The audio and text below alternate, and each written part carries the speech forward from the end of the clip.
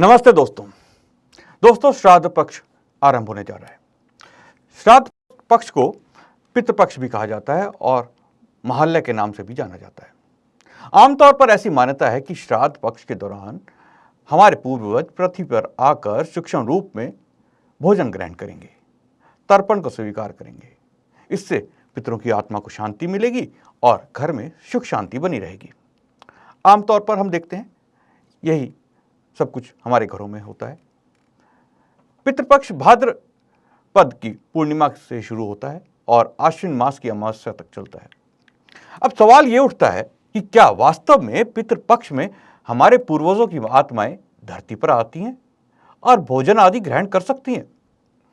क्या ये सब एक अंधविश्वास है? इसी पर आज हम चर्चा करेंगे, क्योंकि ये मुद्दा जरूरी है।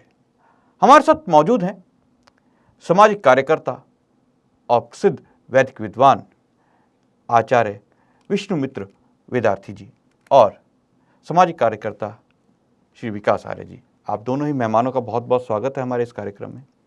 आचार्य जी, सबसे पहले आमतौर पर लोगों की मान्यता है कि श्राद्ध पक्ष आते ही आत्माएं आएंगी उनके पितरों की और वो भोजन ग्रहण करेंगी। तो सवाल कि क्या ये कोरा अंधविश्वास है या आत्मा आकर भोजन ग्रहण कर सकती है? हमारे वेदों में क्या कहा गया है, हमारे ग्रंथों में क्या कहा गया है? जी आचार्य जी। वेदों में परमपिता परमात्मा की व्यवस्था है कि जब तक हमें मोक्ष प्राप्त नहीं हो जाता तब तक जन्म मरण का चक्र निरंतर चलता रहता है। इसी बात को गीता में योगीराज कृष्ण ने भी कहा है, बहुनी में व्यतीतानि जन्मानि तव चार्जुन तान्यहम सर्वाणि वेत्थ न त्वं परंतप। अर्थात योगीराज कृष्ण कहते हैं कि हे अर्जुन, तू भी मनुष्य है और मैं भी मनुष्य हूँ, तू भी जीव है और मैं भी जीव हूँ। हम दोनों के अनेक जन्म हुए हैं और आगे भी होते रहेंगे। मोक्ष प्राप्ति तक ये सिलसिला चलता रहता है और मोक्ष की लंबी अवधि व्यतीत होने के बाद अर्थात 36,000 बार सृष्टि हो और 36,000 बार प्रलय हो, इतना काल मोक्ष का आनंद व्यतीत पुनः ये जन्म मरण की श्रृंखला प्रारंभ हो जाती है। तो इस नियम के आधार पर, परमात्मा के नियम के आधार पर, क्योंकि परमात्मा का नियम कोई तोड़ नहीं सकता है, वो सर्वशक्तिमान है, उसका नियम एक रस रहता है, उसमें कोई परिवर्तन नहीं होता। तो जीवात्मा अपने शरीर का त्याग करके, अपने स्थूल शरीर का त्याग करके आत्मा के साथ अगले जीवन में उसके संस्कारों को लेकर, उसके जन्म जन्मांतर के जो कर्म किए गए हैं उनकी छाप रूप संस्कार को लेकर 17 तत्वों का समुदाय सूक्ष्म शरीर अगले जन्म में भी उसके साथ जाता है। अर्थात जीवात्मा देहांत के बाद 12 अत्यागी अवस्थाओं को प्राप्त करते हुए, 12 अत्यागी अवस्थाएं हैं उसके सूक्ष्म शरीर के भौतिक संशोधन के लिए। उन अवस्थाओं को प्राप्त करके जीवात्मा जन्म ले लेता है, कुछ काल भ्रमण करके जन्म ले लेता है। ऐसा वाक्य महर्षि दयानंद ने यजुर्वेद में भाष्य करते हुए लिखा है। इस तरह से, इस नियम से कोई भी मनुष्य, कोई भी जीव एक बार शरीर छोड़ने के बाद पुनः अपने इस भूमंडल पर सूक्ष्म शरीर के साथ भोजन आदि पदार्थ ग्रहण करने के लिए आता है। यह मान्यता सत्य सनातन वैदिक धर्म की मान्यता नहीं है, यह सनातन धर्म की मान्यता नहीं है, यह वैदिक धर्म की मान्यता नहीं है, ये पूर्णतः अंधविश्वास है। आस्था का अर्थ है आ समन्तात स्था, ठहरना। कोई व्यक्ति किसी विचारधारा पर, वो विचारधारा सही हो तो या गलत हो तो उस पर टिक जाए, इसका नाम आस्था है। तो पौराणिक जगत में जो अपने को सनातनी कह तो रहे हैं पर वे सनातनी नहीं, अपितु उनको नूतन सनातनी कहना चाहिए। उनकी ये आस्था ही नहीं, मिथ्या आस्था है, अंधविश्वास है। श्रद्धा तो दूसरी वस्तु है, उस श्रद्धा को धारण करने पर हम श्राद्ध कर सकते हैं। इस आधार पर आपके प्रथम प्रश्न का मैं यही उत्तर देना चाहता हूं कि जीवात्मा मरने के बाद नवीन शरीर को धारण करने के लिए परमात्मा की व्यवस्था में व्यवस्थित रहती है और वो कभी भी वो लोगों के द्वारा खाए हुए पदार्थ को या उनके पूर्व जन्मों के पारिवारिक सदस्यों के द्वारा दिए गए किसी भी सेवा को ग्रहण करने में समर्थ नहीं है। अर्थात ये त्याज्य और पूर्णतः अंधविश्वास है। जी बिल्कुल, जिस प्रकार से आपने वेदों का प्रमाण देकर बताया कि आत्मा ईश्वर की व्यवस्था में रहती है और ये सब एक अंधविश्वास है। अब सवाल ये उठता है, विकास जी आपसे जानना चाहूँगा कि पितृपक्ष में तर्पण आदि का जो कार्य किया जाता है, ये जो पूरा का पूरा अब हम जब अंधविश्वास साबित हो गया है तो इसे हम आडंबर ही कहेंगे। ये आडंबर रचने की आवश्यकता क्यों पड़ी? देखिए अमित जी, अभी बहुत सुंदर बात जो है आचार्य जी ने बताई है कि वैदिक धर्म के सिद्धांतों के विपरीत जो है ये श्राद्ध का कार्य है। ये ढोंग और आडंबर बनाने के लिए इन पौराणिकों ने अपने अपने अनुसार इन चीजों को चलाया है, इन बातों को जो है समाज में फैलाया है। अगर वास्तव में देखा जाए तो महर्षि देव दयानंद सरस्वती जी ने, हमारे ऋषियों ने और ऋषि दयानंद ने जो है सत्यार्थ प्रकाश के चौथे समुल्लास में श्राद्ध और तर्पण के विषय में बताया है। और श्राद्ध के विषय में वे लिखते हैं, श्रुत सत्यम दधामी यया क्रिया सा श्रद्धा, अर्थात जिन बातों का ग्रहण सत्य के द्वारा किया जाए, अर्थात श्रद्धा पूर्वक अपने जीवितों का, अपने माता पिता का, अपने गुरुओं का जो है श्रद्धा पूर्वक उनकी सेवा की जाए, उसको जो है श्राद्ध कहते हैं। और तर्पण के विषय में ऋषि आगे लिखते हैं, तृप्यंती तृप्यंती ये न पितरेण तर्पणम, अर्थात श्रद्धा पूर्वक सेवा करते हुए माता पिता आचार्य गुरुओं की, उन्हें अपनी सेवा से तृप्त कर देना ही तर्पण कहलाता है। और वे कहते हैं कि श्राद्ध और तर्पण केवल जीवितों के लिए होता है, मृतकों के लिए नहीं। लेकिन समाज में एक पाखंड, एक अंधविश्वास चला दिया गया है कि श्राद्ध और तर्पण जो है मृतकों का होता है। और इसको, इस आडंबर को चलाने का अर्थ केवल सीधा सीधा ये ही समझ में आता है कि ये जो पौराणिक है ये केवल अपने अनुसार, अपने स्वार्थ के वशीभूत होकर के इन सब बातों को जो है समाज में चला रहे हैं और जो सत्य है बात उसको समाज से छुपा रहे हैं, उसको जो है अंधविश्वास में धकेल रहे हैं। अब आचार्य जी बड़ी अच्छी बात जो है बता रहे थे कि केवल वैदिक रीति के अनुसार इन सब बातों को मानना ये जो है वेद के विरुद्ध है। अब मान लीजिए आचार्य जी जो है भोजन कर ले और फिर मैं कहने लगूं कि मेरी तो जो है भूख शांत हो गई है, तो इस प्रकार के प्रोपगंडे जो है इन पौराणिकों ने ये चलाए हैं समाज में, ताकि लोगों को जो है उनके धर्म से, उनके मत से जो है भ्रांति पैदा की जा सके और अपने अनुसार समाज में जो है ये ढोंग पाखंड की जो है लीला रच सके। क्योंकि ये धर्म के ठेकेदार अपने अनुसार जो है लोगों को चलाते हैं और जैसे ये चलाते हैं ऐसे ही लोग चलते हैं। अब बात आती है कि ये पंडे पुजारी बोलते हैं कि मृत्यु के बाद जब शरीर जल जाता है अग्नि में, तब ये कहते हैं कि उन अस्थियों को जो है गंगा में डाल दो, गंगा जो है पवित्र है, उसमें डालते ही जो है मोक्ष प्राप्त हो जाएगा। अगर यहाँ पर विचार किया जाए, अगर मोक्ष प्राप्त हो गया अस्थियों को गंगा में डालने से, तो फिर श्राद्ध और तर्पण किसके नाम का किया जा रहा है? ये ढोंग लीला, ये पाखंड क्यों रचाया जा रहा है समाज में? ये लोगों को समझना पड़ेगा, इसको जो है अपने आचरण में लेकर के आना पड़ेगा और जीवितों का ही जो है श्राद्ध और तर्पण करना पड़ेगा। क्योंकि अमित जी, हमारे ऋषियों ने जो है 5 प्रकार के पंच महायज्ञों का विधान जो है वेदों में बतलाया है, लोगों के लिए बताया है, जो गृहस्थी है उनके लिए बताया है। और उसमें एक यज्ञ आता है पितृयज्ञ, और पितृयज्ञ में ये ही समझाया गया है कि जो हमारे ऊपर आश्रित हैं और जीवित हैं उनकी श्रद्धा पूर्वक सेवा करना ही पितृयज्ञ कहलाता है। विकास जी, आपने बिल्कुल सही कहा कि जो हमारे माता पिता हैं उनकी सेवा करते हैं तो वो पितृयज्ञ होता है, और अगर हम उनकी सेवा नहीं करते तो हमें कोई पुण्य प्राप्त नहीं होता। आचार्य जी, आपसे जानना चाहूँगा कि ये जो पितृपक्ष वास्तव में क्या है, इस पक्ष का कोई वैधानिक या हम कहें कि हमारे ग्रंथों में इसका कोई महत्व दिया गया है, कुछ बताया गया है कि इस पितृपक्ष के जो महीने हैं, समय है, इस दौरान कुछ करना चाहिए या नहीं करना चाहिए, इसका कोई महत्व है? देखिए, आर्य समाज के विद्वान सारी धरती पर घूम घूम कर पंच महायज्ञों का प्रचार करते हैं जी। और वे कहा करते हैं कि आस्थावान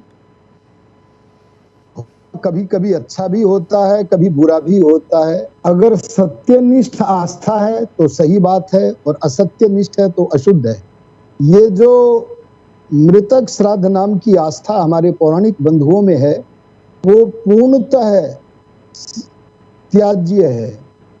अपने यहाँ जैसा कि अभी कह रहे थे आदरणीय आर्य जी कि जीवितों का श्राद्ध होता है, उसमें पितृतर्पण है। ये कैसे लीला चली, मैं इस विषय में थोड़ा सा बताना चाहूंगा कि जब यजमानों के मन में दक्षिणा देने का लोभ आया, और जिनको ब्राह्मण नहीं कहना चाहिए, ब्राह्मण तो उसे कहते हैं कि जिसके अंदर फी फस्ट की भावना नहीं हो, बल्कि लोकोपकार की भावना हो, सर्वत्र वेद के सिद्धांतों के प्रचार प्रसार के लिए जो परिभ्रमण करते हो, अध्ययन करना, अध्यापन करना, बड़े बड़े राष्ट्र के यज्ञ करना, बड़े बड़े राष्ट्र के उत्तम यज्ञों को कराना, दान देना और परिश्रम करके दान लेना, ये कार्य जो करते हैं वो ब्राह्मण है। लेकिन जो इन निकृष्ट कार्यों की ओर लोगों को प्रेरित करते हैं, उनके लिए महर्षि दयानंद को एक नया शब्द गढ़ना पड़ा, और उन्होंने उनको ब्राह्मण शब्द नहीं कहा, क्योंकि ब्राह्मण शब्द तो अत्यंत आदरणीय शब्द है। जो ब्रह्म के मार्ग पर चलता है, जो ब्रह्मनिष्ठ है, ब्रह्म की आज्ञा में रहकर पढ़ता पढ़ाता उपदेश देता है, ऐसा व्यक्ति अशुद्ध वाक्य नहीं बोल सकता। इसलिए उनके लिए एक शब्द गढ़ा पोप। ऋषि दयानंद से पूछा गया पोप क्या है, तब उन्होंने कहा जैसे विदेशों में अर्थात ईसाइयों में बड़े को पोप कहते हैं, वैसे अपने यहाँ जिन लोगों को बड़ा मानने लगे उनको पोप कहते हैं। ये पोप शब्द हमारी भाषा का शब्द नहीं है। अर्थात जैसी गंदी लीला ईसाई आदि मतों के पोप लोग करते थे, वैसी गंदी लीला अपने यहाँ जो कर रहे हैं वो ब्राह्मण नहीं हो सकते सच्चे अर्थों में। उनका नाम ऋषि दयानंद ने गढ़ा और वो शब्द पोप गढ़ा। उन लोगों ने, जो लोग दक्षिणा आदि कम देते थे और स्वयं भी लोभी थे, उनके लिए सोचा कैसे इनसे धन आहरण करें, तो उसके लिए लीला चलाई। इसका नाम पोप लीला है कि उनके जो मृतक लोग हैं उनके नाम पर हम उनसे धन आहरण कर सकते हैं। इसलिए उन्होंने एक पक्ष चलाया, एक महीना ये चलाया, और उसमें कहा उनसे कि तुम उनके नाम पर जो हमें भोजन कराओगे वो सीधे उन तक पहुंचेगा। जो लोग स्वाध्याय नहीं करते, आजकल स्वाध्याय क्या इसे जानते नहीं है। आज के युवा अध्ययन तो बहुत करते हैं, लेकिन मैं आपसे बताना चाहूंगा आदरणीय अमित जी, आज के युवा स्वाध्याय नहीं करते हैं। अध्ययन में स्वाध्याय में बड़ा अंतर है। इस श्राद्ध पक्ष की चर्चा के अंतर्गत आज के युवाओं में एक भावना और बढ़नी चाहिए कि हम स्वाध्याय करें तो हमें मृतक श्राद्ध के नाम पर बहकाने वाला कोई नहीं हो सकता। मैं अध्ययन और स्वाध्याय के अंतर को थोड़ा सा बताना चाहूंगा। जिन पुस्तकों के पढ़ने से, एक किसान खेती की पुस्तकें पढ़ता है, एक व्यापारी व्यापार शास्त्र की पुस्तकें पढ़ता है, एक वकील वकालत की पुस्तकें पढ़ता है, एक चिकित्सक एनाटॉमी फिजियोलॉजी माने शरीर रचना और क्रिया विज्ञान की पुस्तकों को पढ़ता है। ऐसी ऐसी अर्थ दिलाने वाली जिन पुस्तकों के पढ़ने से हमारे मन के विचार का प्रवाह बाहर की तरफ हो, माने खेती की तरफ हो, व्यापार की तरफ हो, वकालत की तरफ हो, और उनका फल भी बाहर ही हो, उसका नाम अध्ययन है। आज का युवा रोटी कपड़े मकान के लिए अध्ययन तो कर रहा है, लेकिन स्वाध्याय नहीं कर रहा। ये स्वाध्याय की परंपरा अगर घर घर में, पंच महायज्ञ के अंतर्गत जो परंपरा है, अगर घर घर में चले तो मृतक श्राद्ध के पाखंड समाप्त हो सकते हैं। मैं आपसे निवेदन करना चाहूंगा, स्वाध्याय में अध्ययन में क्या अंतर है? अंतर ये है जैसे कि भगवान की तरफ ले जाने वाली पुस्तक, भगवान की तरफ चलने का मार्ग बताने वाली पुस्तक योग दर्शन, सत्यार्थ प्रकाश। ऐसे योग दर्शन, सत्यार्थ प्रकाश आदि जिन पुस्तकों के पढ़ने से हमारे मन के चिंतन का प्रवाह, जैसे पानी बहता है तो वो प्रवाह बोला जाता है, ऐसे हमारे मन के चिंतन का प्रवाह अंदर नहीं बल्कि बाहर नहीं बल्कि अंदर की ओर हो। अंदर क्या है? मन। अरे जिन अध्ययन से हमारे मन की उन्नति हो, मन की पवित्रता हो, आत्मा का उत्थान हो और परमात्मा का सत्संग हो, परमात्मा का आलिंगन हो, परमात्मा का प्रत्यक्ष हो, उस आंतरिक चिंतन का नाम स्वाध्याय है। अर्थात ईश्वर की तरफ ले जाने वाली पुस्तकों का अध्ययन हो तो कोई पोप हमें मृतक श्राद्ध के नाम पर मूर्खतापूर्ण सत्य सनातन वैदिक धर्म के सिद्धांत के विरुद्ध न चला सके। ये पक्ष इसलिए चला कि उन लोगों ने उनसे धन हरण की योजना बनाई। अच्छा भोजन करना है वो वहां पहुंचेगा और इसके साथ साथ में जो हमें दान करोगे वो वहां पहुंचेगा। आप अपने घर में जन्म लेने वाले बच्चों की ओर देखिए, क्या इन महीनों में उनके लिए कोई वस्तु आती है? नहीं आती। वर्तमान जीवन के जो माता पिता उनको दुग्ध आदि अन्य भोजनों को प्रदान करते वही उनको प्राप्त होता है, पूर्व जन्मों का प्राप्त नहीं होता है। पूर्व जन्मों से तो उनके साथ उनके कर्म फल आए हैं, उसके आधार पर उनको वर्तमान जीवन में माता पिता आदि उपलब्धियां उपलब्ध होती हैं, वो उन्हीं का सेवन करते हैं। देखो पोप लोगों ने कैसी लीला चलाई, लोग उन्हें स्वार्थी न कहने लगे, इसलिए उन्होंने अपने साथ में कौओं को भी जोड़ दिया और कहा कि आप लोग केवल हमें ही मत खिलाना, कौओं को भी खिलाना, ताकि लोग स्वार्थी न रहे। और कौओं को इसलिए जोड़ा ताकि कौवे लोग दक्षिणा तो लेते नहीं है, केवल भोजन तो वहां पहुंचे, दक्षिणा केवल हमारी जेब में पहुंचे। ये लीला वेद आदि शास्त्रों को पढ़ करके हमें समझना होगा, सावधान रहना होगा। बहुत से लोग, मैं भारतवर्ष में यत्र तत्र जब प्रवचन करने जाता हूं और ये प्रसंग आता है तो कई लोग हमसे कहते हैं हमें मत रोको। मैं उनसे पूछता हूं आदरणीय अमित जी क्यों न रोके, तो उनका वाक्य मेरे सामने आता है, इसलिए मत रोको क्योंकि इसी मृतक श्राद्ध के बहाने हम ब्राह्मणों को भोजन तो करा देते हैं। आचार्य जी, आपने जो ये बात कही कि वो कहते हैं कि हमें मत रोके, अब इसमें एक सवाल उठता है कि कई लोग ये कहते हैं कि मैं आपसे सवाल करना चाह रहा था कि लोगों का कहना होता है कि श्राद्ध के दिनों में कम से कम हम अपने माता पिता को, अपने पूर्वजों को याद करते हैं, उनकी याद में हम भोजन करा देते हैं और उसके अंदर कहते हैं कि पशुओं को भी भोजन करा देते हैं, तो एक तरह से हम पुण्य का काम तो करते ही हैं, तो ये क्या गलत है? तो ये एक तर्क भी देते हैं, तो इस बारे में आप क्या कहेंगे? क्योंकि देखा जाए तो ये भी एक अपने माता पिता को याद किया करने का समय तो होता है। आप क्या ये लोग कहते हैं कि कम से कम इसी बहाने हम ब्राह्मणों को भोजन तो करा देते हैं। अरे हम कौओं को तो करा देते हैं, हमें मत रोको। तब मैं वैदिक धर्म रोकेगा, सत्य सनातन धर्म रोकेगा, श्रद्धा रोकेगी। क्यों रोकेगी? तो इसका उत्तर ध्यान से सबको सुनना चाहिए। सबसे पहली बात तो बहाना बदलो। बहाना क्या है? बहाना असत्य पर आश्रित बहाना है। बहाना है कि मृतकों तक पहुंचेगा। देखो, मृतकों तक पहुंचाने के लिए इस झूठे से बहाने से आपके घर पर सच्चा ब्राह्मण, जिस ब्राह्मण का लक्षण हमें मनुस्मृति में मिलता है, जिस ब्राह्मण का लक्षण हमें गुण कर्म और स्वभाव के आधार पर ब्राह्मणत्व प्राप्त करने का लक्षण गीता में मिलता है, वो वाले सच्चे ब्राह्मण ऐसा भोजन करने के लिए कभी भी नहीं आएंगे आपके घर में। हाँ, ऐसा भोजन करने जो नकली ब्राह्मण है, अरे जो रिजर्वेशन के ब्राह्मण हैं, जो वास्तव में ब्राह्मणत्व तो अपने अंदर धारण नहीं करते हैं, जिनके पास जो विद्या के शत्रु लोग हैं, ऐसे लोग तो भोजन करने आ सकते हैं। इसलिए तुम कभी भी मृतक श्राद्ध के नाम पर सच्चे ब्राह्मणों को भोजन करा ही नहीं सकते हो। आज तक कभी किसी सच्चे ब्राह्मण ने ऐसा भोजन नहीं किया। और जहां तक रही बात कौओं को खिलाने की, तो भी मैं कहता हूं बहाना बदलो और केवल 1 महीने तक कौओं को मत खिलाओ। अरे कौए क्यों, सारे पक्षियों को खिलाओ, गौओं को खिलाओ, कुत्तों को खिलाओ, अनेक प्रकार की परमात्मा की प्रजा को खिलाकर परमात्मा के प्रसाद के पात्र बनो। और उसके लिए आपको बहाना बदल के बलि वैश्वदेव यज्ञ करना होगा। बलि शब्द का अर्थ होता है दान करना। अगर आप परमात्मा के प्रेम के अधिकारी बनना चाहते हैं, परमात्मा से प्रसाद प्राप्त करना चाहते हैं, तो उसके लिए आपको केवल 1 महीने नहीं, वे आदि परमात्मा की प्रजा जो हमारे भाई ही हैं, हमारे जैसी आत्मा जिन जीवों में है, जिन प्राणियों में है, वो ही हैं, उनको आप खिलाइए पिलाइए। कैसे?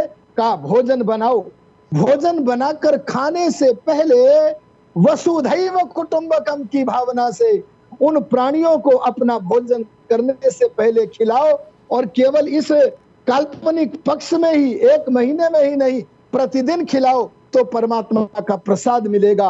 अर्थात हमें कौवे आदि पक्षियों को खिलाना तो है, पर उसका नाम श्राद्ध या तर्पण नहीं रखना। ये अवैदिक सनातन धर्म के विरुद्ध वार्ता के आधार पर खिलाना, ये प्रतिदिन खिलाना, बलि वैश्वदेव यज्ञ के नाम पर खिलाना है, बहाना बदलना है। और आपको किसी तथाकथित ब्राह्मण को नहीं, अरे पोप को नहीं, सच्चे ब्राह्मण को खिलाना है। वेद में तो कहा है, गृहे नो अतिथिर वसतु, हमारे घरों में अतिथियों का निवास हो, सच्चे ब्राह्मणों का निवास हो, जिससे कि हम उनसे शंकाओं का समाधान प्राप्त करके अपने जीवन का मार्ग प्राप्त कर सके। उसे आप कराओ, पर बहाना बदलो। बहाना क्या करो? बहाना बदलना पड़ेगा। जी जी बिल्कुल, आपने सही कहा आचार्य जी कि हमें बहाना बदलना पड़ेगा। बहाने की जगह हमको ये सही कहना पड़ेगा कि हम अपने माता पिता की याद में भोजन करवा रहे हैं, हम बलि वैश्वदेव यज्ञ के तहत पशुओं को भोजन करा रहे हैं, ना कि पितृपक्ष, या हम अपने माता पिता की आत्मा या अपने पितरों की आत्मा को तृप्त करने के लिए, उनकी आत्मा की शांति के लिए कुछ कर रहे हैं। क्योंकि जो आत्मा दूसरा जन्म ले चुकी है तो उसको शांति दूसरे जन्म में चाह चुकी है, या उसको मोक्ष प्राप्त हो चुका है, तो उसके लिए हम कुछ कर नहीं सकते। क्योंकि हमने नहीं देखा कि पितृपक्ष के दिन हमारा पेट अपने आप भर गया हो, क्योंकि पिछले जन्म में हम भी किसी के पितर रहे होंगे। ये हमारे अंदर जो भी आत्मा है वो पिछले जन्म में या उससे पिछले जन्म में किसी ना किसी की पितर होगी, किसी की पूर्वज होगी, तो उसका पेट नहीं भरता। विकास जी, आपसे जानना चाहेंगे इसी प्रश्न का उत्तर कि लोगों का पक्ष ये भी रहता है कि इसके जरिए हम एक तरह से अपने माता पिता को याद कर लेते हैं। देखिए अमित जी, समाज पर इसका जो है बहुत बड़ा गहरा प्रभाव पड़ता है। जहां ये पौराणिक पंडे पुजारी जो है एक लोभ और लालच के वशीभूत होकर के लोगों को एक ग्रत की जो है खाई में धकेल देते हैं श्राद्ध और तर्पण के नाम पर। तो ऐसे अंधविश्वासों से हमें बचना चाहिए और लोगों को समझना चाहिए कि उन्हें अपने माता पिता और गुरुओं के मरने का इंतजार ना करना पड़े, बल्कि जीते जी ही उनको अन्न से, जल से, वस्त्र से और जिस प्रकार से सहायता बने उनसे उनकी सेवा करनी चाहिए और उनको ऐसाए नहीं छोड़ना चाहिए। और इन बातों का अगर वे ध्यान रखेंगे तो वे सच्चा श्राद्ध और तर्पण उनके जीते जी जो है जीवित रहते ही कर देंगे। ये जो हम देखते हैं, ये जो अंधविश्वास श्राद्ध के नाम पर फैला रखा है, इसका हमारे समाज पर क्या प्रभाव पड़ता है? क्या दुष्प्रभाव आप देखते हैं? जी, भस्मांतम शरीरम का अर्थ है कि जीवात्मा के देह का अवसान होने के बाद उस जीव के लिए, हमारे जो मृतक लोग हैं उनके लिए अंतिम क्रिया जो है वो केवल शरीर का अंत्येष्टि संस्कार है। उसके पश्चात हम उनके नाम पर अगर अनाथालय में, गुरुकुल में या कहीं भी अच्छे स्थान पर आर्य समाज मंदिर में कोई नाम पर स्मृति में, स्मृति के लिए दान करना चाहें तो ये अच्छी बात है, लेकिन इसका पुण्य उसे ही मिलेगा जो करेगा। इस बात को ध्यान रखना है। और जहां तक पितरों को याद करने की है तो आर्य समाज जो कि सत्य सनातन वैदिक धर्म का एक सत्संग है, वो इस विषय में कहता है कि मृतकों को, अपने पूर्वजों को सदा स्मरण रखो। अपने घरों में जैसे राम का चित्र लगाते हैं, अरे जैसे कृष्ण का चित्र लगाते हैं, वैसे हम अपने मृतक पूर्वजों का चित्र लगाएं, क्योंकि चित्र चरित्र का स्मारक होता है। हमारे घर से जो अच्छी परंपराएं हैं उन चित्रों को देखकर, चित्रों से इनका स्मरण हो, अपने पूर्वजों को स्मरण कर कर कोई भी वैदिक परंपरा हमारे घर से पृथक न हो, हमारे घर में बनी रहे, ये मान्यता तो हमें ग्राह्य है, ग्रहण करनी चाहिए। चित्र भी हो और उनका चरित्र भी हो, उनकी स्मृति भी हो, उन्होंने जो लालन पालन किया है उसको याद करके कृतज्ञता भी हो, ये सब तो होनी चाहिए। लेकिन उनके नाम पर लोगों के पेट को भर के कोई मृतक श्राद्ध करना ये श्राद्ध के अंतर्गत नहीं आता, क्योंकि श्रद्धया यत क्रियते तत्श्राद्धम। श्रद्ध नाम सत्य का है और उसे धारण करने का नाम श्रद्धा है। और श्रद्धा माने सत्य को धारण करके जो इच्छा हो रही है, अरे सत्य को धारण करके जो कामना हो रही है, जो कर्म हो रहा है, उसका नाम श्रद्धा है। उस श्रद्धा के द्वारा जीवितों को श्रद्धा पूर्वक सेवा करना। एक बात विचार करो, आहुति जलती अग्नि में लगती है कि बुझी हुई में, राख में लगती है? अरे आहुति तो जलती हुई अग्नि में लगती है। ऐसे ही जब तक हमारे पितर हमारे घर में जलती हुई अग्नि के रूप में है, उन्हें भूख लगे तो भोजन दो, प्यास लगे तो पानी दो, और नींद लेनी हो, आराम करना हो तो बिस्तर लगा करके दो। ये जीवित अग्नि में दो।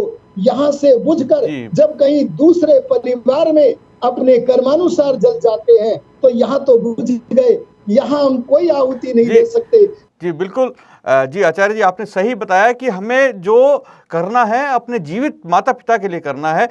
और दोस्तों, ये जो पितृपक्ष के दौरान किया जाने वाला अंधविश्वास है, इसको हमें दूर करना है। जैसा कि आज आचार्य जी ने बताया कि ये सब एक कोरा अंधविश्वास है। लोग जो पोप लोग हैं या जिसे कह लीजिए जो पाखंडी हैं, उन लोगों ने इसको एक ऐसा समय बना दिया है जब वो हम लोगों से धन ऐंठ सकें, धन ऐंठने का एक जरिया बना दिया है इसको। इसमें बहुत सारे अंधविश्वास एक के बाद एक जोड़ दिए गए और ये इसको कह दिया गया कि अगर आप ये नहीं करेंगे तो आपको हानि होगी। तो इन सब अंधविश्वासों से हमें बचना है। आचार्य जी, आप हमारे साथ इस कार्यक्रम में जुड़े, विकास जी आप हमारे साथ इस कार्यक्रम में जुड़े, आपने दोनों ने ही हमारे जो दर्शकों को इतने सुंदर विचारों के बारे में बताया। आप दोनों का ही बहुत बहुत धन्यवाद। दोस्तों, कल फिर मुलाकात होगी आप सबसे एक नए विषय, एक नए मुद्दे के साथ। मुझे दीजिए आज्ञा। नमस्ते।